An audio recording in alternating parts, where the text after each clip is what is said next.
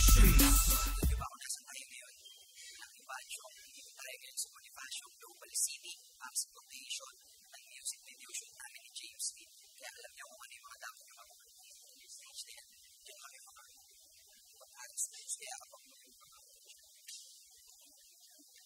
kaya siya, sigurado yan. Yung shoot namin ng music video, as in sobrang saya talaga. Kasi, alam mo yun, bagets yung mga kasama mo dun sa nagsulat ng kanta, Bata. Tapos yung kasama ko si James Reid, Bata. Tsaka sobrang bait niyang tao, sobrang cool niya. Sobrang, alam mo yun, rock and roll lang. Tapos yung director namin ng music video, sobrang rock and roll niyang tao. Tsaka nire-respeto ko rin siya. Alam mo yun, yung kahit sa kabila ng nire-respeto mo yung isang tao na yun, yung pagbabalik niya doon sa respeto na yun, talagang rock and roll din siya. Sobrang cool, ang astig nung shoot namin ng music video. Kasi iba yung bonding namin together. Parang hindi kami nagtatrabaho. Ganon, parang, shit, tara, labas tayo. Parang ganon lang, parang mag-enjoy tayo. So, ganon yung nangyari, nag-enjoy lang kami. Tsaka 3 baklas yun, ha. So, umaga, nag-shoot kami sa Makati.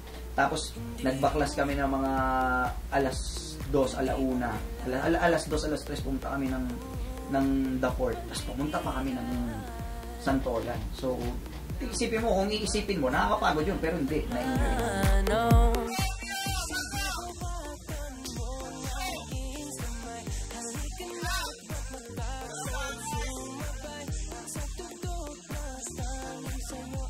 Sumayaw ako dyan dahil gusto ko lang silang pasayahin. So medyo belly dancing ako ng ngayon.